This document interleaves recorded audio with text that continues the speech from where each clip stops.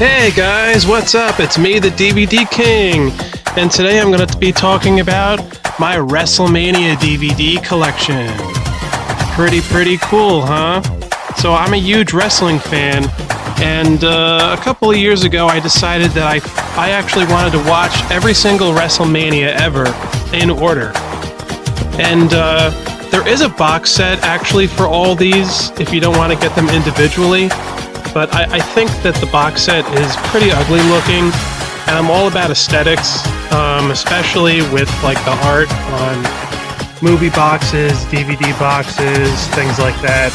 You know, like that's the thrill of getting all of them in order so that you can have all the art. Because if you just get that fucking box set, you're missing out on all the art. And that's the thing about DVDs that I love, is that you're owning a piece of history, and it's like a relic of time. That's the problem with streaming, and streaming's a big issue with me. Like it's fine, it's okay, but it's really not a solution to owning like I own these. Like, these are mine forever. So that's the problem with streaming, is that you have to keep paying money to use it. Meanwhile, you can just spend the money one time and then own it forever. Let's take a look at all of them. WrestleMania I. That's Muhammad Ali. He was the special guest referee. This is a great WrestleMania. I'll briefly talk about what I think about each WrestleMania, because I don't like them all. I do own the first 20 WrestleManias on DVD, but I still got ways to go. I gotta say that these were really fun to watch, especially when I was really sick and coughing a lot, and I was very ill for a while, like 2 years ago. And watching these with my family was a real great joy, especially getting to watch them for the first time. I mean, I knew what happened because I'm a wrestling freak, and I've watched documentaries and things like that. But back in the day, I didn't watch all these. I did watch some, but this is the very first WrestleMania, and it is special. You watch it, and it's great. It's very good. King Kong Bundy was awesome. I love Roddy Piper. He's one of my favorite wrestlers. I think he's one of the greatest wrestlers of all time. So out of all the WrestleManias, honestly, if we're going to talk about the different eras, my favorite WrestleMania so far, as I'm watching them all, honestly, it's WrestleMania II. I know that's weird to say, because there's a lot of people that don't really like WrestleMania II that much, and they think that 1 and 3 are better, but I love WrestleMania II. They had like a 20-man match in it. The battle with King Kong Bundy at the end with the giant blue steel cage was fucking awesome. I loved Jesse Ventura as the announcer, and I think he was with Vampira in this one, and his banter with Gorilla Monsoon is hilarious. WrestleMania 2 is great, in my opinion. The boxing match between Roddy Piper and, I think it was Mr. T versus Roddy Piper, and Andre the Giant won the Battle Royal in this. Sorry, spoilers. That's why they named the trophy of the Battle Royal after him nowadays. Gorilla and Jesse Ventura were like the early version of Jerry the King Lawler and JR, like before the Attitude Era, the two of them. Of course, there was Bobby Heenan and Gorilla, but I also thought the pairing of Jesse and Gorilla were hilarious too. It doesn't get enough praise. Like, people always talk about Gorilla and Bobby the Brain Heenan, and I really like them together too, but I thought the pairing between Jesse and Gorilla was more funny. That's the thing about wrestling announcing, is that it's not funny like it used to be. It used to be like a lot of it was played for laughs, and they were having fun, but they don't make jokes anymore, the new announcers. Fucking Michael Cole. Anyway, WrestleMania III, I think, is a little overrated. I think it's pretty good. It's a pretty good WrestleMania. It takes place outside. It's got that special match between Macho Man and another one of my favorite wrestlers, Ricky the Dragon Steamboat. Amazing wrestler. I can't decide whether it's a decent WrestleMania or a pretty good WrestleMania, but I don't think it's as good as the first two, to be honest. I do like the match between Andre and Hulk.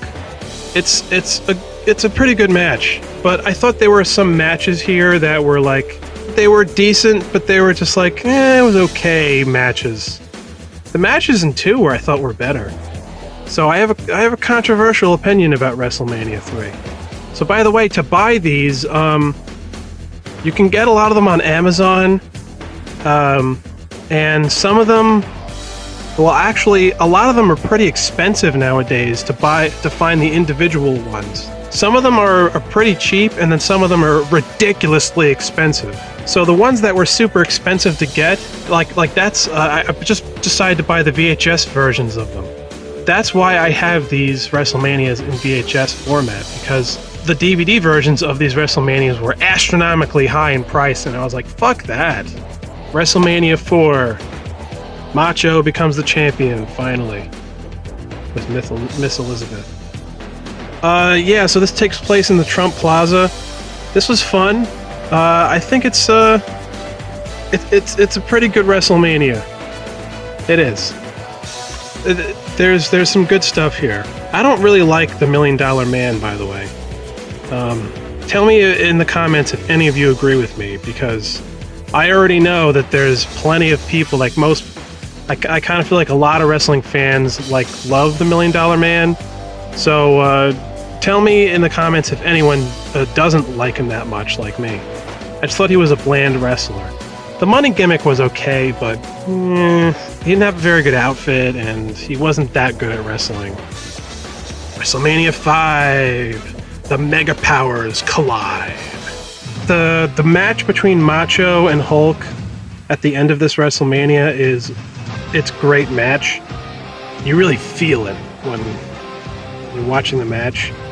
WrestleMania V also takes place in the Trump Plaza, and it's kind of elegant. WrestleMania V is pretty good.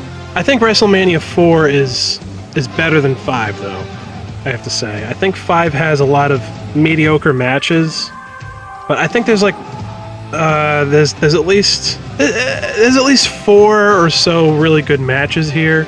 But in my opinion, once it hits WrestleMania 3, it starts to not be as good, in my opinion, at least for rating the WrestleManias. I think the first 2 were better, actually.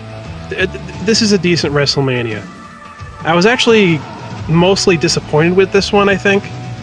I thought 4 was a lot better, like I said. The beginning of the 90s. WrestleMania VI. I love WrestleMania VI. It's one of my favorite WrestleManias. I love the Ultimate Warrior. I don't care what any of you guys say. He may not be a great technical wrestler, but he is a great wrestler overall in terms of the total package. Better than Hulk. But I do like Hulk Hogan, to be honest, despite all the controversy. He was a decent wrestler, but he was like an A++ wrestler in all the other aspects of being a wrestler. Plus, I love his giant leg drop. But anyway. The matches here are really good, and the last match between Hulk and the Warrior was amazing. I mean, just the electricity in the crowd, and for late 80s, early 90s wrestling, it was really good. It was a really good match. It wasn't like a great technical match, but the whole match itself, just the way it's built up and the way they mock each other in the ring, I thought it was amazing. And I love that they had the Ultimate Warrior win. Say what you want about him, but really, it made me so happy to not see Hulk win again. Like I said, I do like Hulk Hogan, but does he have to win every fucking championship at the end of WrestleMania? It was great when they finally had Randy win. which perfectly made sense because he was friends with the Hulk, and then they became enemies, and then, you know, Macho had millions of followers, and so did Warrior. Warrior was great. I thought he was a great entertainer. I heard in some wrestling documentary, some BS, and a lot of wrestling fans say this, that Warrior's promos, like, he would ramble and he'd be hilarious, just like Hulk was hilarious when he did his promos. And people said shit like, oh, you can't understand what the Warrior is saying. It's all a bunch of gibberish. It doesn't really mean anything. Hulk would do that same shit too. I mean, yes, Hulk wasn't abstract like the Warrior's promos were. Warrior would talk about, like, the moon and the stars and all that kind of stuff. But that was more creative. That's a better promo. Everything the Hulk said was pretty much like a lot of the shit you heard from the other wrestlers. Ultimate Warrior's promos, though, were out of this world and very creative and different. And if you paid attention, you got the basic gist of what he was talking about. Sorry it's not oversimplified for all the dumbasses who watch wrestling, but it doesn't have to be. I mean, yes, like, Hulk and his promos and everything appealed to the average man. It's true. But I think the more creative man really dug the Warrior's promos. If they gave him something more valuable to say, then the Warrior would make it... he would do a great job with it also. I think the Warrior got busted for drugs or something, and that's why he had to leave WWF. And he also wanted a pay raise, shit like that. But at the same time, like, the Warrior was his own man. He didn't do everything by the books like the way the Hulk did. And I don't know, I do kind of respect that about Warrior. Anyway, I wish that a Warrior would have stayed a champion for longer. I think that was an oversight. And a lot of people think it was a good idea that... a lot of people act like the Warrior couldn't last that long as a champion because he wasn't relatable to people. That's bullshit.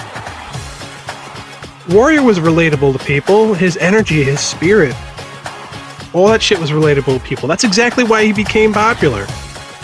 What do you think? It's just like the steroids and him, like, yelling and flexing his muscles? No, it was the promos. It was like being related to about the shit he said, about his spirit. There was more to that, and the people who ran WWF were just fucking stupid and didn't realize it, and didn't know how to utilize the Warrior properly. So instead of trying harder with it, they just gave up, which is pig shit. Yeah, so I think 2 and 6 are the best of, like, the early WrestleManias, of the classic WrestleManias.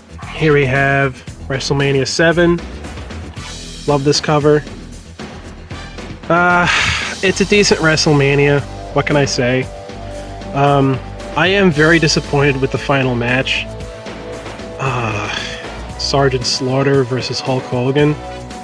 I thought it was bad, and I'm not alone in that sentiment. I get what they were going for, but I think the idea was actually kind of... it was a cool idea. It was a neat idea to do the whole Iranian thing, because that was going on at the time, and to get people's blood pressure going, and wrestling, and emotion, and all that. From a writing perspective, I mean no offense to anyone who's very patriotic, but I think what made that last match fail was it was just too predictable, way too predictable, and it was overly patriotic. Like, you saw the American flag, like, around the whole arena, and it's like, really? It's just like too patriotic. It's just like, oh, we know Hulk's gonna win, It's just, no. I wasn't buying it. It also felt a little dated, too, that kind of method of writing wrestling. It seems like something that would have been written for the early 80s time period. But this was like the early 90s, so we were getting out of that 70s, early 80s vibe of writing wrestling. So I really don't think it works here in it. But I thought the angle before the match worked. The promos that Sergeant Slaughter did, when he burned the American flag and shit, I thought those promos worked. But then the match itself was just like, oh, no, just no. I thought the match between Ultimate Warrior and Macho Man, or the Macho King, it was a really good match. Underrated match. Some people really think it's amazing, and they think it's better than the final match, and they're totally right. By the way, Jake the Snake Roberts is one of my favorite wrestlers. Well, actually, he's not one of my favorites, but I think he's a great, great wrestler. It's neat to watch these early 90s WrestleManias because you start to see all these wrestlers that they were trying to push that were only in the early 90s. And it's really neat when you get to see them in one of the WrestleManias in the early 90s. Because most of us know the wrestlers in the early 80s. But the early 90s, in between the 80s Golden Age and the Attitude Era, late 90s, it's like the early 2000s, it's a different era. WrestleMania VIII. I really liked this WrestleMania. I think this was a great WrestleMania. It really was. I love Psycho Sid. I really do. I think he was a great wrestler. I loved this. I just loved him. This is when the Undertaker starts to come in. Roddy Piper was here, facing Bret the Hitman Hart. This is a great WrestleMania. It's way better than 7. I'll tell you that much. Jesus. WrestleMania IX. This is when they were doing the whole Rome Caesar theme. This is not a very good cover. You got Bret Hart just on the building. I love this WrestleMania. I think it's great. Yokozuna and everything. And I love that they were fighting outside. I love Tatanka, by the way. I love Tatanka. He's one of my favorite wrestlers. Underrated wrestler. Yep, great WrestleMania. One of the best. WrestleMania 10. I love that logo. That's an amazing logo. By the way, the reason why they used Roman numerals for all the early WrestleManias is because they were trying to make it like the Super Bowl. Because the Super Bowl, no matter how far it goes, it still uses Roman numerals. So that's why they did it like that. They wanted to make it seem and feel like it was a professional sport, and it is. But yeah, that's exactly why they used Roman numerals for so long. Now they've gotten rid of them because it's harder to keep track of what number we're at. But at the same time, it's like, I don't know, they could still use them. WrestleMania 10, that ladder match was pretty amazing. WrestleMania 10 is a very cool WrestleMania. I love the gold X by the entrance as they walk in. I don't think it's as good as it's hyped up to be and as it was hyped up to be at the time. I think WrestleMania 9 was a lot better. And 8, honestly. There's some neat things here, though. I think Doink the Clown performs in this one. I could be wrong, though. It's a pretty good WrestleMania, but not as good as the other ones. Not in my opinion.